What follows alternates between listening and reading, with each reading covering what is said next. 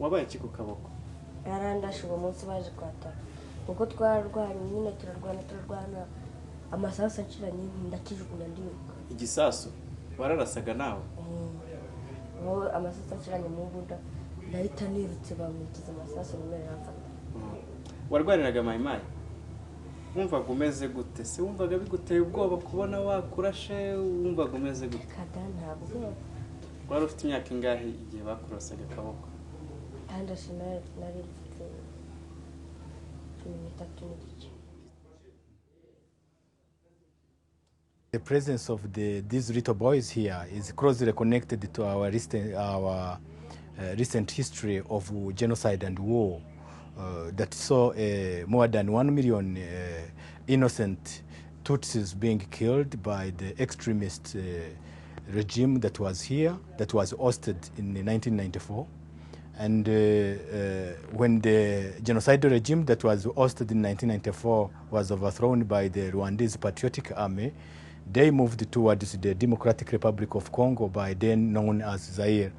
And while they were in Zaire, they continued to put together every effort that would help them come back and overthrow the Kigali government. And in a bid to do that, they continued to recruit massively, including women and children. Well, kids are brought into the ranks of militias for various reasons and in different ways. You know, in places like northern Uganda with the Lord's Resistance Army and Joseph Kony, their policy has been to go out and to forcefully abduct children. Often one of the first things that they do is they force those kids to commit horrendous crimes. I mean, some of these kids are forced to kill one or both of their parents or members of their families or members of their communities so that there's a clean break between their former lives and their current lives, because they're no longer able, there's no home for them to go back to, and there's no community that will accept them. The second way is kids who are orphaned in war, they're displaced in war, and they really don't see any other option besides, well, if I don't fight, I'm going to be killed. Many of them have raped, and they have committed horrendous acts of sexual violence. I mean, young boys who are 16 who've done everything from, pushed a bayonet through a woman's vagina and caused her uterus to rupture. I mean, just things that you just can't reconcile. And, when you talk to these kids, I mean, you just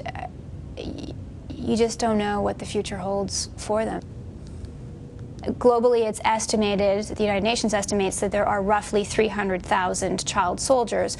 In reality, we don't really know how many kids there are out there that have either fought in wars or are currently fighting in wars. What we do know is that it has been a problem that is pervasive, and in particular in many civil wars, children have been used and exploited as part of combat. So Sudan, Burundi, Rwanda, the Congo, Liberia, Sierra Leone, Somalia, northern Uganda with the Lord's Resistance Army, as combatants as well in Afghanistan and in Iraq. So, again, when you look at the global roadmap, we know it's a significant problem.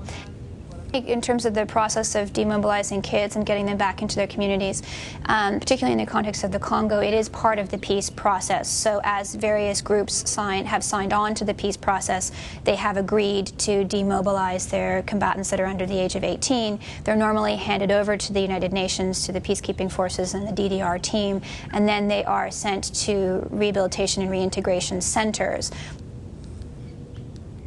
So the support we are providing is mainly, I would say, in 3 phases. The very first step is to collaborate with MONUC so that every effort is made to get these children away from the armed forces and bring them to Rwanda. The other effort has to do with the provision of basic needs that this child has been denied for quite some time while he participated in acts of war. Such interventions include providing food. Many of them return when they are malnourished, providing clothing, providing shelter. Many of them have lived in forests for quite many years. The other program that is part of rehabilitation, as I earlier mentioned, has to do with psychosocial support. This is a very key component of our rehabilitation program that we provide here has to do with socializing activities. These children need to regain their childhood, to do some sporting, to pray, to participate in cultural events, especially those Rwandan cultural activities that transmit messages of peace and reconciliation.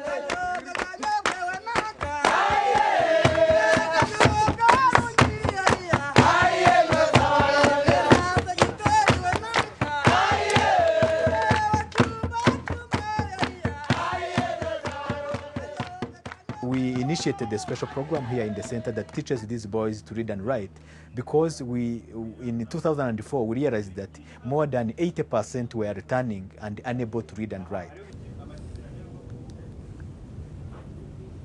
I think the single most important piece of information for people who are looking to understand this issue is that as we focus our attention on Iraq and Afghanistan, you have generations of kids who are growing up knowing only war and who are being forced to fight in wars that they didn't start and continue with wars that they don't even understand. You have a lot of other kids in places that are now moving into a period of peace and stability who need help and who need support. And you know, it's important that we pay attention to what's going on in Africa, because there are some places where this is, you know, Sierra Leone and Liberia, this is their best shot. This has been their best shot in 20 years. And if we don't invest in it, we're going to continue chasing our tails. And that's the cycle of violence that we see all the time. Now's the time for us to invest in Africa. It's long overdue. It's at a critical point. And we can't continue to ignore it at the expense of other conflicts, because otherwise we're just going to continue to see violence and instability in many parts of that continent.